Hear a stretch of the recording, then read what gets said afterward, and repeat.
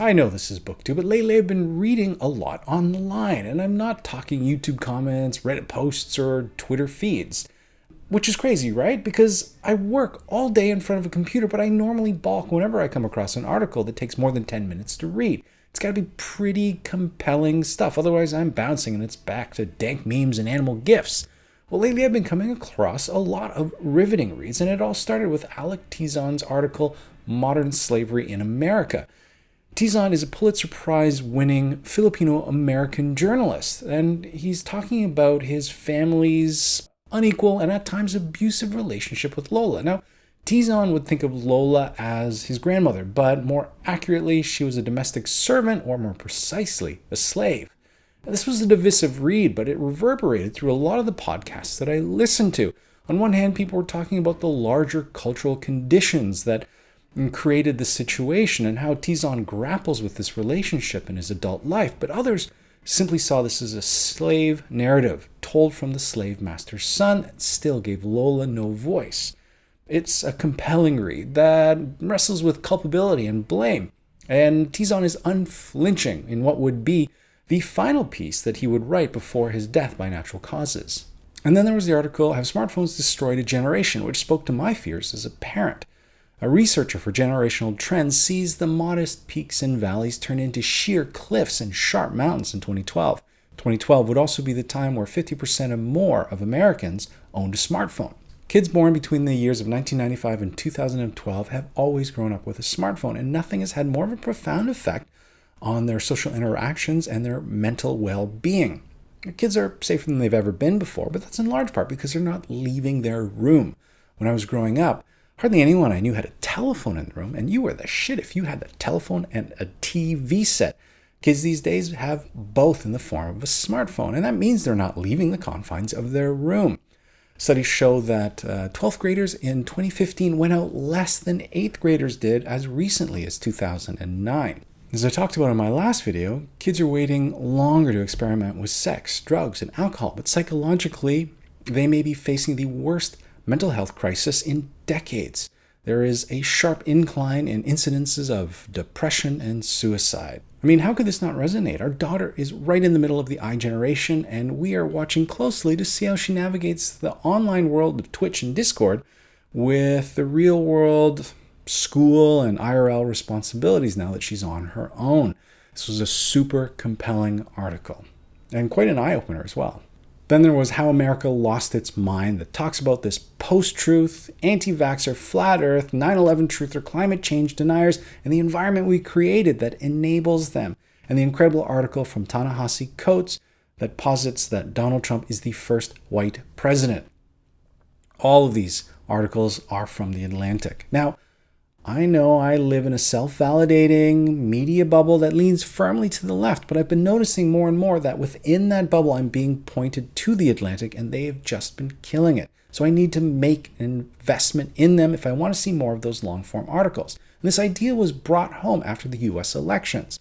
The New York Times saw a 10-fold increase after Trump was elected, but this Trump bump has also boosted subscriptions to the Wall Street Journal, the Washington Post, the New Yorker, as well as New York Public Radio, as people choose to support original content and investigative reporting. But this is also coming from watching my daughter's Twitch channel, strangely enough. Now, her viewers range from middle schoolers to college undergrads, and some of them do choose to donate to her channel.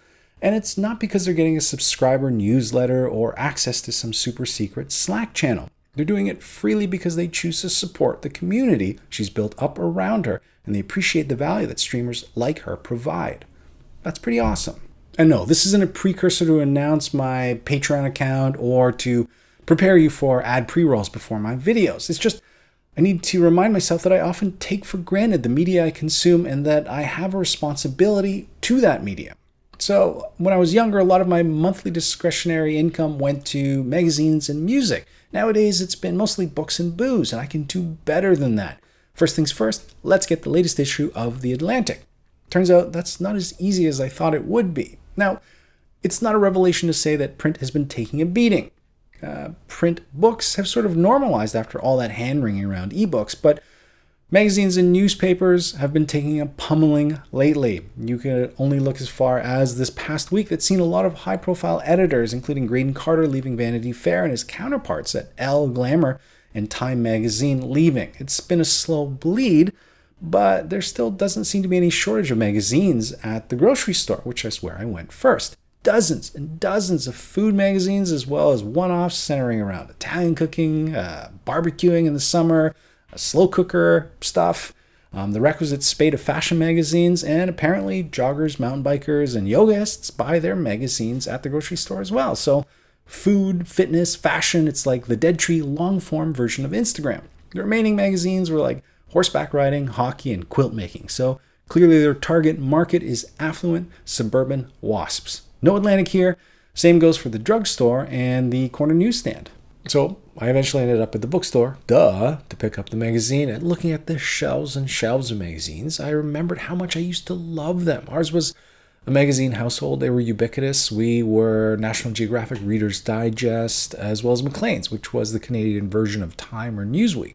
Growing up, I relied on Rolling Stone and its hipper cousin Spin. I remember David Carson's Ray Gun and the obsession with distressed type.